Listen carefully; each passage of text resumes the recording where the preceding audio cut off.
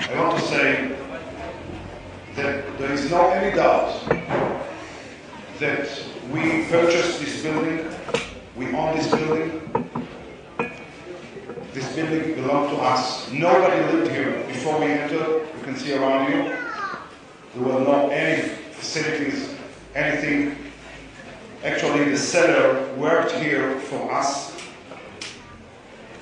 And what the Supreme Court decided is totally political decision based on racism against the Jewish people here in Hebron. They prevent us from any building, from any development. So it's not a question of the legal position of this house. It's the position, it's the question of the whole attitude of the Supreme Court and the legal system against the Jewish people in the city of our forefathers and foremothers. This is the issue. So when they say it's a legal case, it's obviously not a legal case. And if this is a legal case, let it be decided in the authority, the legal authority that has the responsibility and the authority to decide in this sort of cases. We have here with us our dearest friends from the Syrian Community of New York. We have here with us Mr. Moses Abraham, who is the friend that purchased the house, and we'll talk. We have here the documents, and later on you will have the documents. We'll spread them.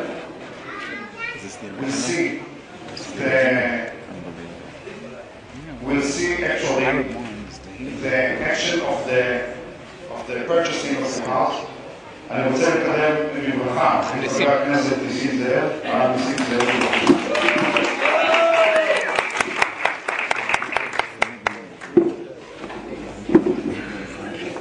הוא העביר את אשתתו כאן בבניין.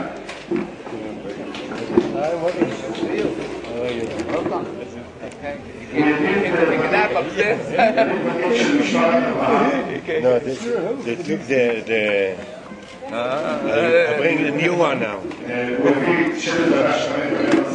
לא, אני הבאתי שלט חדש בגלל שהשלט ההוא כבר נקרא, היה מדי פשוט.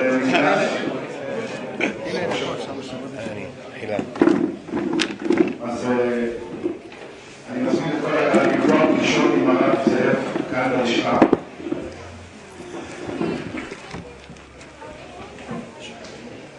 Our dear friends from New York came here to express the support in the Jewish community of Hebron and the Jewish communities in the land of Eretz Israel.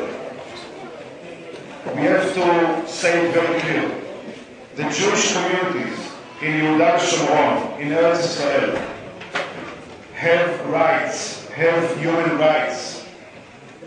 No one can ignore, even the American administration cannot ignore the human rights of the Jewish communities in Yehuda Shomron. And we have the rights to live safely and securely. We have the rights of purchasing of every property and houses. No one can ignore it. And this is a basic right that we and they and everyone must insist on.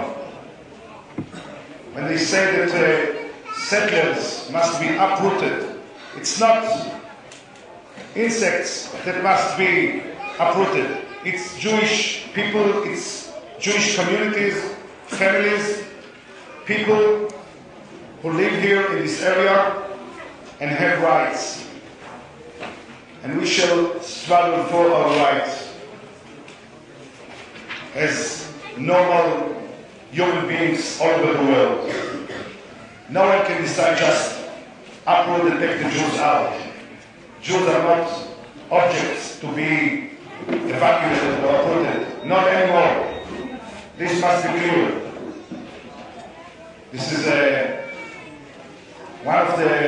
foundations of any democracy, and it must be insisted and implemented here in the land of Israel. Mr. Morris will show the documents and will spread them. Later on we'll see the film of the purchase of giving the money to the seller. Later on we'll hear the seller on his voice speaking and saying and telling how he actually did it, and actually admitted in his voice that he actually sold the house, and later on that he got money to renovate the house for us, for the one who actually had bought the house. So there is no any question about this deed and about the legitimacy of the purchasing of the house. So I want to ask my dear friend, Mr. Morris Abraham, to say and to speak.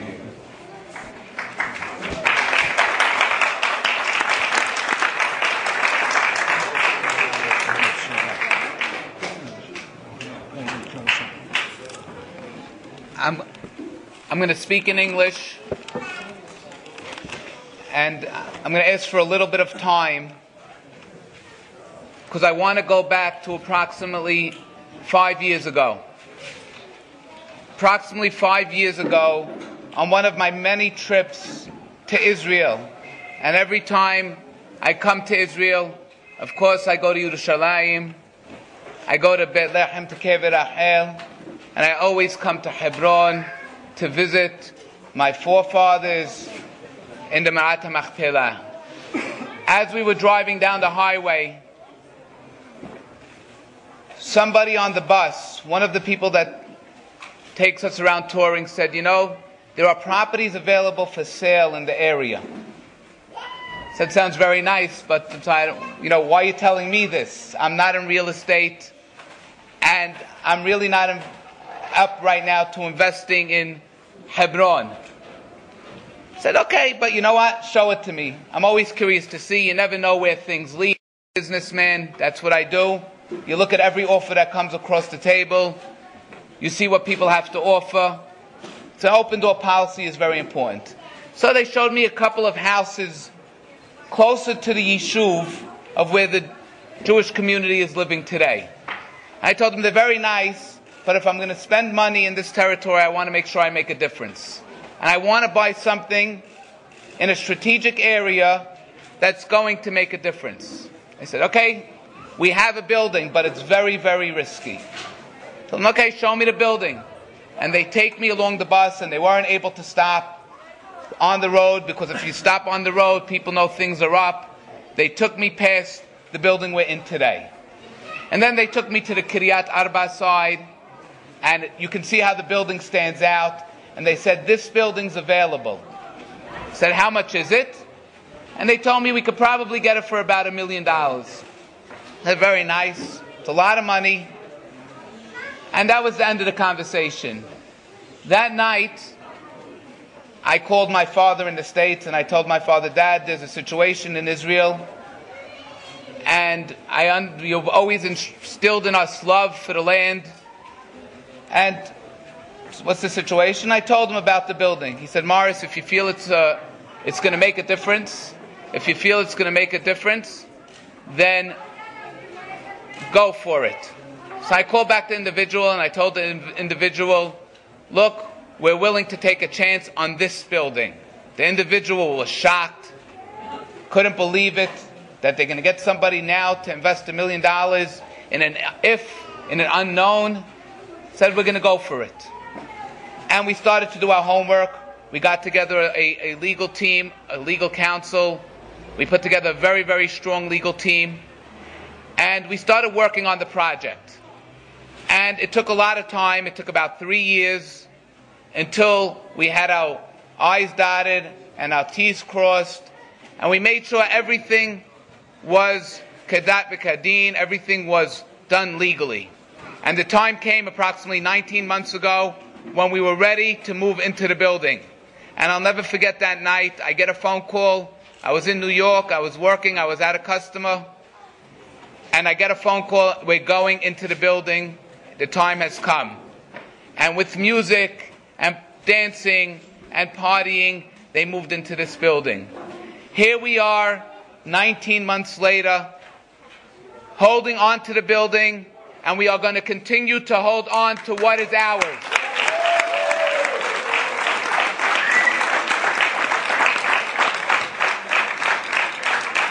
We knew it was going to be a battle. We knew it wasn't going to be easy. We thought as soon as we move in, the government's going to come, they're going to pull us out, they're going to call us squatters. But when we presented the documents,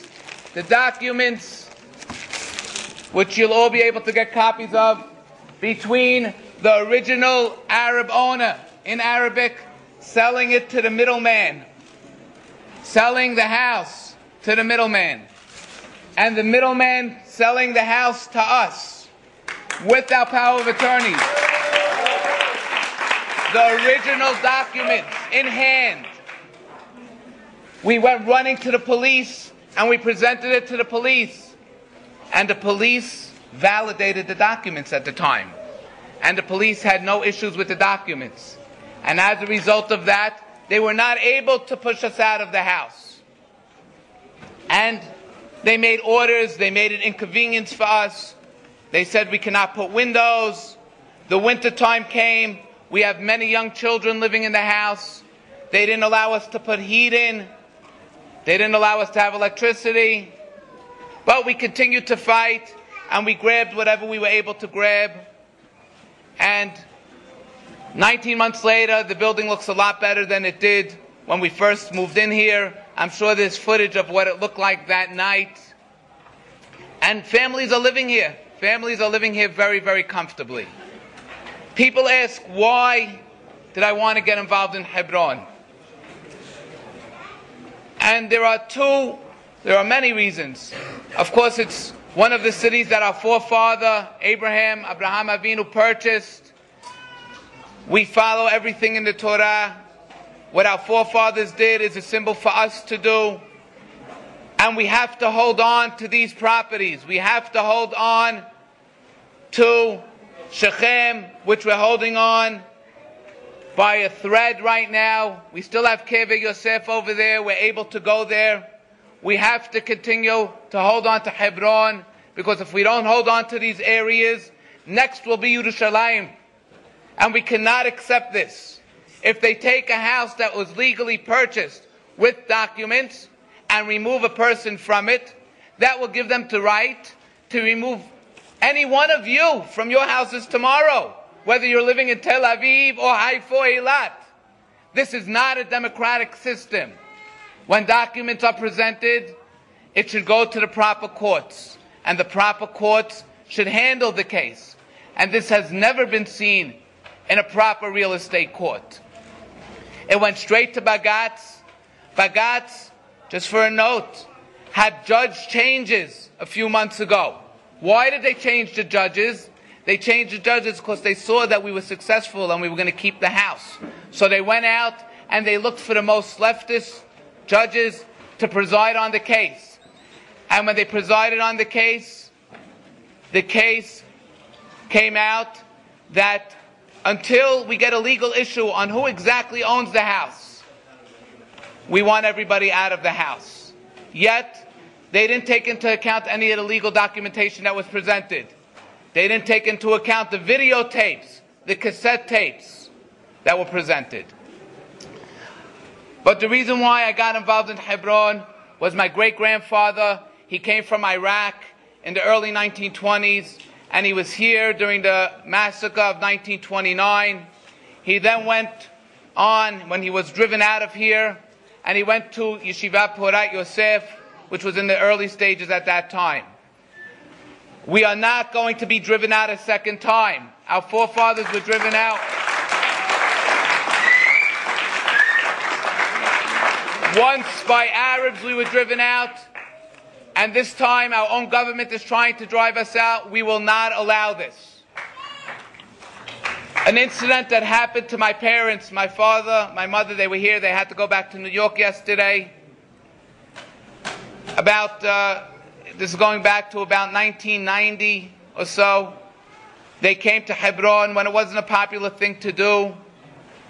And they were with my two of my younger sisters. And as they were leaving Ma'at HaMachpelah, it's a documented story. It was in the news then. Someone could find the articles. They were leaving Ma'at HaMachpelah, going through the back roads. And the driver who was driving them is here with us. Knesset member Nisim Ze'ev was driving them. He was the one who had brought them here at that time. All of a sudden they realized something was wrong.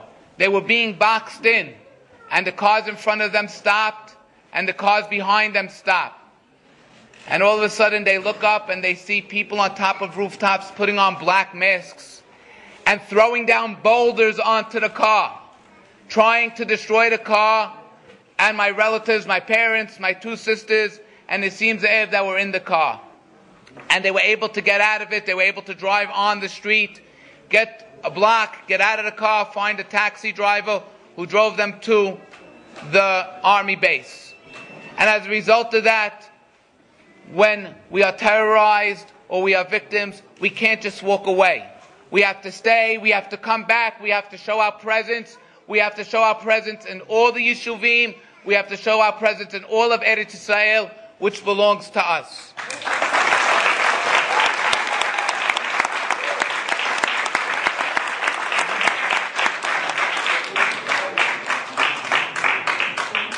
Just a little bit on the legal point. Just a little bit on the legal point. In any democratic society, if the documents that were presented, which again the police department did authenticate, they said they were true documents, there is no question on the sale of the house. The question that came to light is when there was work being done in the house, why was there work being done in the house by the previous owner? And the reason why work was being done on the house was because we weren't ready to move in and we didn't want to leave it vacant for other people to move in. So we employed him to do work for us. And this is all on the cassette tape where he says he sold us the house, he did work for us in the house, and he got paid for the work that he had done for the Jewish community and for me in the house. So if all of this was presented in any democratic court, it would be seen as an obvious case without any questions. Yet during election time, people have to worry about where they're going to be in the elections and how they're going to continue in their political drive. So they bring it up and everyone tries to do what they can in order to better their election votes. Anybody who tries to push us out of this house, we will, all over the United States, let them know who these people are, and we will lobby against them.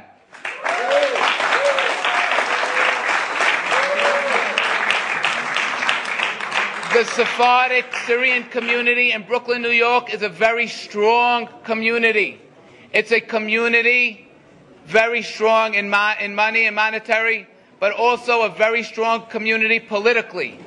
And they are all aware of what's going on, and they are all up to the minute on the news of what's going on.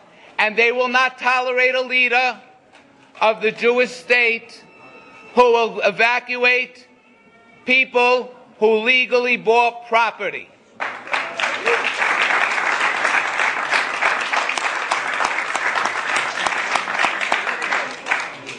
At this point, if there are any questions that anybody has, I'll be more than happy to take them.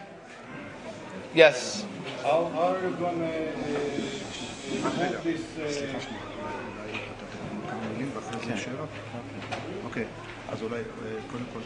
Okay, before Sammy, just one note. I'm here now. I'm staying here now.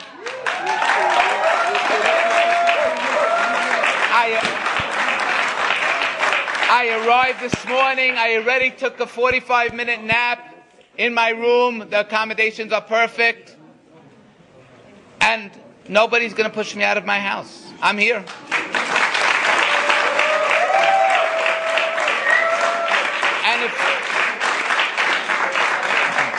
And if somebody feels they want to push me out of my house, they know where to find me. I'm here. I suggest that the officials that are trying to do this, please reach out to me. Please try to get in touch with me. And we'll discuss it. We'll show them the paperwork. We'll show them the signatures. And we'll present in a court of law what we have. Thank you very much.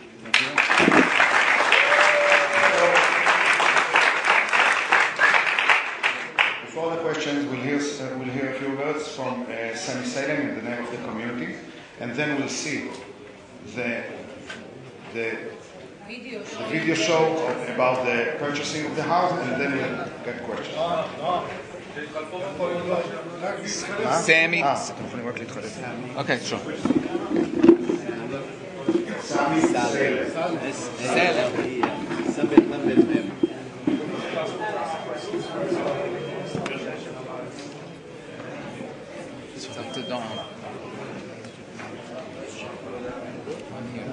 Okay.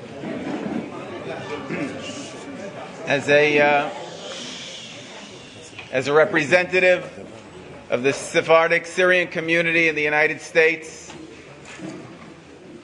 one of the largest Jewish Sephardic communities, maybe the largest in the world, I'm here to represent them. We're here on a bar mitzvah, and we were coming from my son Abraham, and it coincided with Hayeh Sarah, what we read this past weekend in the Bible, in which our father Abraham purchased for 400 shekel for his family and future generations for life.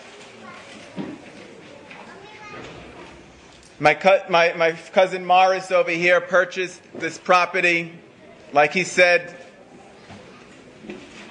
and I can't understand how it's possible of supporters of the state of Israel.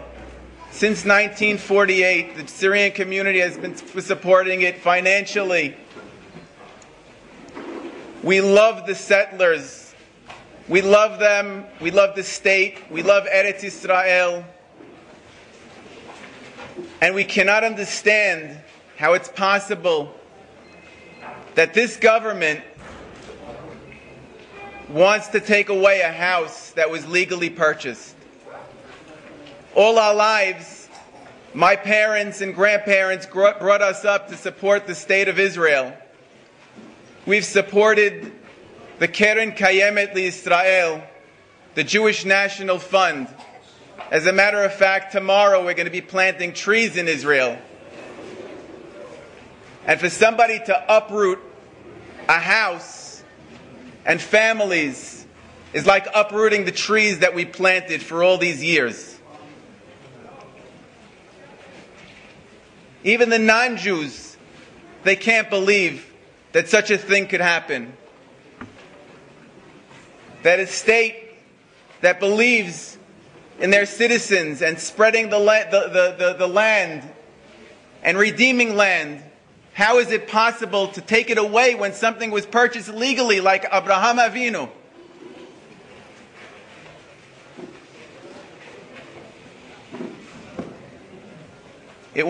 I want to come to tears just thinking about it. I visited this house many times, and the highlight of our trip many times is coming to visit Hebron and seeing these settlers. They give their lives, they give their souls, and we love them. They're caring people, and our community has always backed Hebron and the people of Hebron. I just want to end and say, Od Avinu Hai, Our father Abraham still lives here. And Am Yisrael Hai.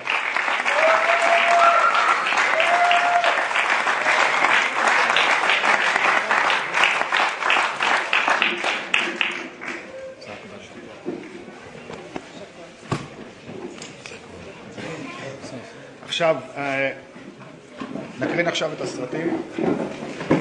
הסרטים זה 3 דקות. חבר, רק שנייה. תגיד גם באנגלית, תרגום לאנגלית. Okay, now we'll see the video show. Later on, חבר הכנסת זאב will speak, and later on we'll answer the question. Now we'll see the Arab seller on the right side is What's his name? Rajabi.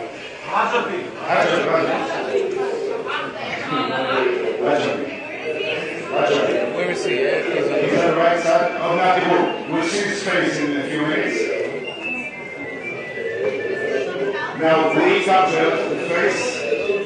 We cover the face. We cover the face of the middleman because we did not want to expose him. We were quite afraid that we might be killed. Actually, he was arrested by the... Now he's handing over the money. You see, Chavirosh Kesef. You see... Who is taking the money? The seller on the right side. You'll see his face in a few minutes. And he is? You know. He is financed Rajabi? כן, זה רשום.